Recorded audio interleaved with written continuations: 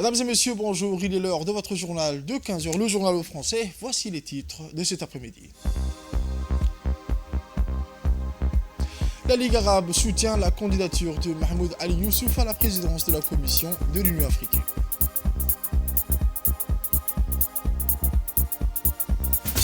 Toujours dans l'actualité nationale, l'Éthiopie a célébré leur nouvel an 2017.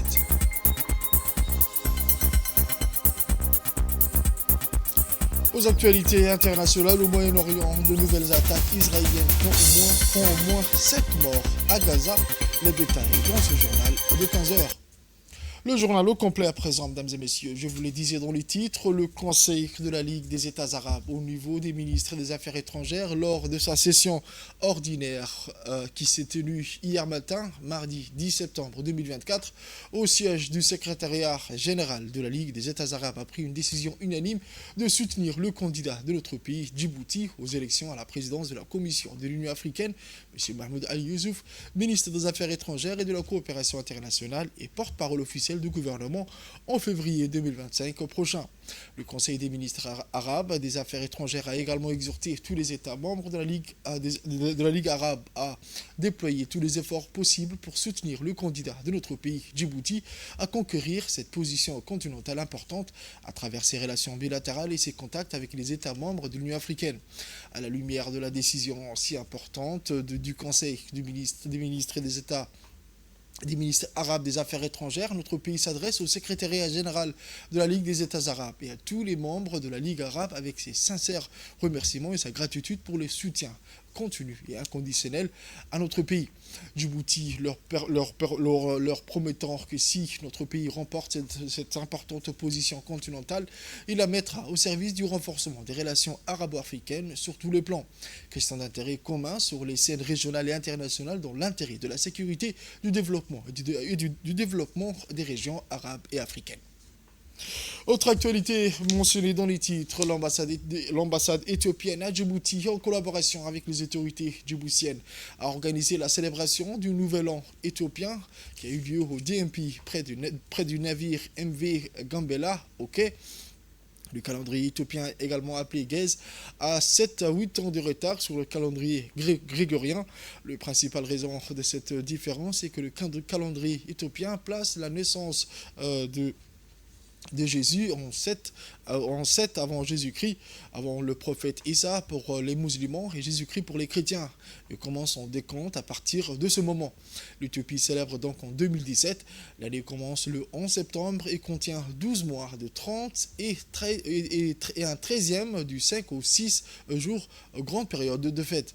Cette cérémonie riche a été présidée par l'ambassadeur éthiopien Berhanu Tsegi et a vu la participation de hauts dignitaires djiboutiens et éthiopiens, son excellence le docteur Alemou Seme, ministre éthiopien du transport et de la logistique, tel que le ministre de l'équipement et des infrastructures djiboutien, M. Hassan Hamed, et le ministre du commerce et du tourisme, M. Mohamed Warsama Adiriye. Était également présent le directeur général du DMP, M. Jama Ibrahim, ainsi que le célèbre chanteur éthiopien Kamar et les pilotes des bateaux et les marins éthiopiens. Djibouti et Éthiopie entretient des relations fructueuses en matière économique, qui est l'exemple d'intégration régionale. Le chemin de fer Éthio-Djibouti, le port de Djibouti constitue un autre lien crucial entre les deux peuples, favorisant une intégration économique plus profonde. Le bon fonctionnement de ce port est essentiel pour la fluidité du flux des marchandises éthiopiens.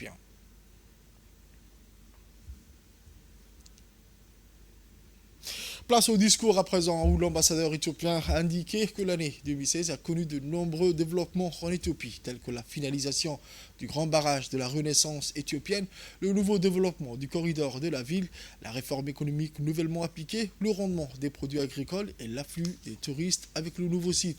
Toutes ces réussites, a indiqué, et je cite, nous donnent l'espoir de poursuivre l'année prochaine avec compétence et de fournir des services efficaces à nos concitoyens. Dans cette optique, nous essayons de construire une école communautaire à Djibouti pour soutenir notre peuple en matière d'éducation. À cet égard, je remercie le gouvernement de Djibouti de nous avoir donné 4 hectares de terrain pour la construction de cette école. L'Éthiopie et Djibouti sont des peuples frères car nous célébrons le fait d'être reliés par le plus grand projet d'infrastructure d'Afrique, le chemin de fer et le port d'électrification Éthiopie-Djibouti. Cette relation ne stimule pas seulement l'activité économique, mais renforce également les liens entre nos deux pays en encourageant une plus grande coopération logistique. Fin de citation. Ensuite, le ministre des Transports et de la Logistique éthiopien a pour sa part exprimé ses sincères gratitudes aux capitaines, pilotes, travailleurs portuaires et au personnel de l'ambassade qui travaillent sans relâche 24 heures sur 24 pour sauvegarder les intérêts de l'Éthiopie, mais pendant les vacances, alors qu'ils sont loin de leur famille. Il a indiqué que leur dévouement est vraiment digne d'éloge. Et je cite, « Outre le chemin de fer Éthiopie-Djibouti, le port de Djibouti constitue un autre lien crucial entre nos deux peuples favorisant une intégration économique plus profonde. Le bon fonctionnement de ce port est essentiel pour la fluidité des flux de marchandises. » Il a remercié sincèrement le gouvernement de Djibouti pour son soutien indéfectible, en particulier pour l'achèvement réussi de l'opération Engrais 2023-2024. Voilà, votre coopération, a-t-il dit, a été déterminante pour assurer le bon déroulement de cette opération critique au bénéfice de nos deux pays. Nous allons écouter à présent les propos du ministre des Infrastructures et de l'Équipement de Djibouti, M. Hassan Mohamed Ibrahim. L'année écoulée a été marquée par une coopération fructueuse entre nos deux pays. À l'image des années précédentes, nos efforts conjoints pour développer et moderniser le corridor Djibouti-Éthiopie témoignent de notre engagement mutuel à renforcer le lien économique et culturel qui nous unissent.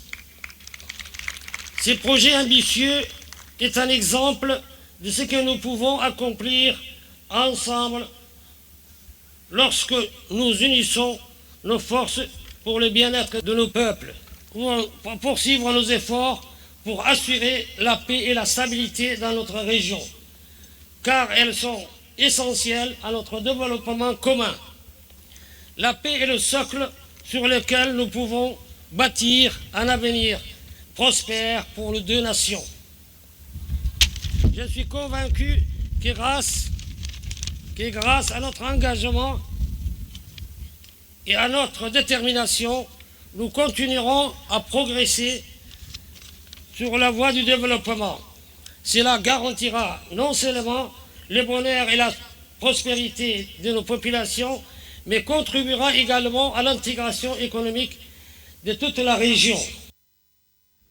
Direction Addis Abeba, où le siège de l'inspection régionale du ministère de l'Éducation nationale et de la formation professionnelle d'Addis Abeba a abrité un rassemblement des différents acteurs impliqués dans la mise en œuvre du programme national d'alphabétisation des deux régions du Sud, à savoir Addis Abeba et Dikil.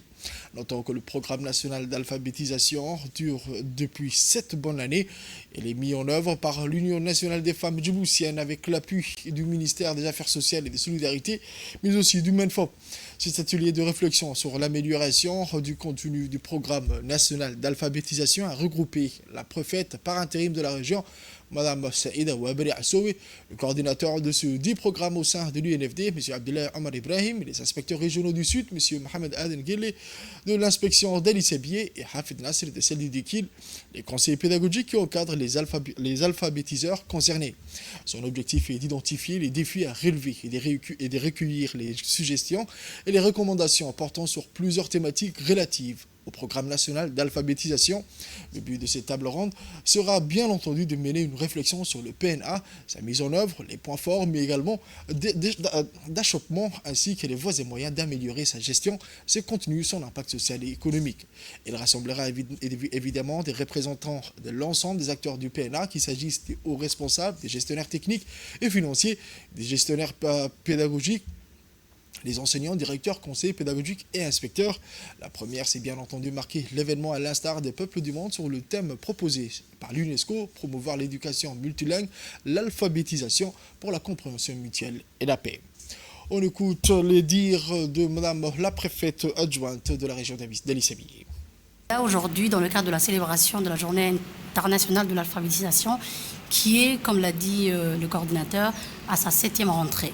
Donc cette année, l'alphabétisation, dans un premier lieu, c'est tout ce qui est donc apprentissage de la lecture, de l'écriture, des calculs, et donc de l'informatique maintenant à l'ère numérique. Donc l'alphabétisation permet d'améliorer les vies en élargissant les capacités, en permettant donc de réduire la pauvreté, d'accroître la participation au marché du travail. Autre actualité nationale, le ministère des Affaires sociales et des Solidarités, en tant que pilier central de la solidarité nationale, a réagi avec promptitude face aux intempéries qui ont frappé la ville de Tadjoura. Dès les premières heures suivant les inondations, le ministère des Affaires sociales et des Solidarités a activé son mécanisme d'intervention d'urgence en dépêchant une équipe spécialisée sur le terrain pour une évaluation approfondie de la situation. Il ressort de cette enquête que 354 ménages représentant 1912 individus ont subi des pertes matérielles et alimentaires importantes. Conscient de l'urgence, le MAS a immédiatement organisé la première phase des secours en assurant la distribution des vivres à ces 354 familles en détresse.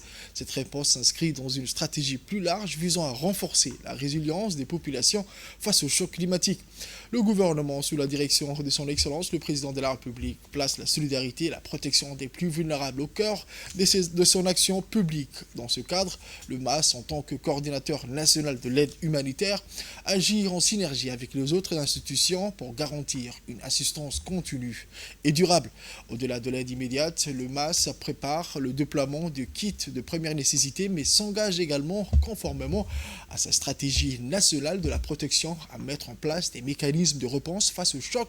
À ce titre, il prévoit de renforcer les infrastructures, développer des programmes de sensibilisation ainsi que le renforcement de la coordination interinstitutionnelle de réponse au choc. Le Douane Al-Zakat, affilié du ministère des Affaires musulmanes et des biens Waqf, a poursuivi la distribution de la première tranche de parrainage des orphelins dans les régions de l'intérieur. À Tadjoura, une délégation de cette fondation s'est rendue pour distribuer cette aide financière à 67 orphelins. Ce programme s'inscrit dans le cadre de l'initiative lancée par le président de la République en 2007, visant à soutenir les orphelins en fournissant une aide financière pour garantir leurs besoins essentiels et alléger les charges financières des familles. En plus de Djibouti, les distributions ont également couvert les régions d'Arta, du Dikil, mais aussi Ali Sabiye, où les aides financières ont été remises aux orphelins enregistrés dans ces régions. Notons que cette démarche fait partie des efforts continus du douane de la Zakat pour soutenir les segments les plus vulnérables de la société et leur fournir un soutien matériel et moral. Il convient de noter que le projet de parrainage est une composante de la politique de solidarité sociale adoptée par le gouvernement. Il vise à améliorer la vie des orphelins et à leur offrir des conditions de vie dignes en contribuant à alléger les fardeaux économiques des familles bénéficiaires et en renforçant la stabilité sociale et économique du pays. Pour les actualités internationales, je vous le disais dans les titres, au moins 7 Palestiniens ont été tués mardi dans un nouveau raid israélien sur la bande de Gaza, a déclaré la défense civile palestinienne. 4 personnes ont perdu la vie et plusieurs autres ont été blessées lorsqu'un avion de chasse israélien a frappé un stand de distribution de nourriture à Al-Shawa, à l'est de la ville de Gaza, a déclaré Anadolu, le porte-parole Mahmoud Abbasal. 3 autres personnes ont été tuées par des tirs d'obus israéliens dans la ville méridionale de Rafah, a-t-il ajouté. Des tirs d'artillerie ont également visé les quartiers de Zaytoun et d'Al-Sabra dans la ville de Gaza, mais aucune information n'était encore disponible sur d'éventuelles victimes. Ces nouvelles attaques surviennent quelques heures après qu'au moins 40 personnes ont été tuées et des dizaines d'autres blessées lors des frappes aériennes israéliennes sur un camp de tente à Khan Younes dans la région d'Al-Mawasi, qu'Israël a désigné comme zone humanitaire pour les civils déplacés à Gaza. En dépit des résolutions du Conseil de sécurité des Nations Unies exigeant un cessez-le-feu immédiat, Israël poursuit son offensive militaire meurtrière contre la bande de Gaza depuis le 7 octobre dernier. Depuis lors, près de 41 000 personnes ont été tuées, principalement des femmes et des enfants, et 94 800 autres ont été blessés selon les autorités sanitaires locales. Le blocus imposé à l'enclave a entraîné des grandes pénuries de denrées alimentaires, d'eau potable et des médicaments, laissant une grande partie de la région en ruine. Israël est poursuivi pour génocide devant la Cour internationale de justice en raison de ses agissements dans la bande de Gaza. Au nord du Nigeria, un camion-citerne est entré en collision frontale avec un autre camion dimanche, provoquant une explosion ayant tué plus de 50 personnes, a déclaré l'agence d'intervention d'urgence du pays. Ce camion-citerne transportant de l'essence est entré en collision avec un autre poids lourd, provoquant une explosion qui a tué au moins 50 personnes. Le camion-citerne transportait également du bétail dans la région d'Agay, dans le centre-nord de l'État du Niger, où au moins 50 bovins ont été brûlés vifs, a déclaré Abdullahi Baba Arab, directeur général de l'Agence de gestion des urgences de l'État du Niger.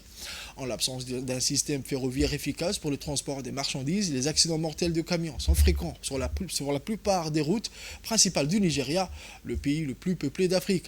En 2020, 1531 accidents de camions-citernes ont fait 535 morts et plus de 1100 blessés selon le Corps fédéral de sécurité routière du Nigeria. En Libye, à présent, un an après les dévastatrices inondations qui ont frappé Derna, la ville côtière libyenne tente de se relever des ruines laissées par la catastrophe. Le 10 septembre de l'année dernière, des pluies torrentielles avaient provoqué l'effondrement de 2 barrages en amont, libérant des torrents d'eau qui ont emporté tout sur leur passage. Cette tragédie a causé la mort de plus de 11 000 personnes, tandis que 10 000 autres ont été portés disparus. Des dizaines de milliers de familles ont été déplacées et des quartiers entiers ont été réduits en décombres. Malgré ces avancées significatives, la route vers la reconstruction complète reste semée d'embûches. Les autorités locales sont sous l'égide des forces loyales à Khalifa Haftar, dans l'est du pays, ont concentré leurs efforts sur les zones les plus touchées. Cependant, les défis demeurent nombreux, avec un besoin urgent de soutien international pour poursuivre les projets en cours et garantir une relance durable de la ville. Les images récentes montrent des quartiers en reconstruction et des infrastructures en voie de réhabilitation, mais la cicatrice de la catastrophe reste visible. Les habitants continuent de pleurer leurs proches disparus, tandis que les autorités locales et les organisations internationales s'efforcent de fournir une aide et un soutien essentiel. C'est tout pour ce journal de 15h, mesdames et messieurs. Merci à vous de l'avoir suivi et restez avec nous pour la suite du programme sur Tous les Djibouti. Bon après-midi à tous et à toutes.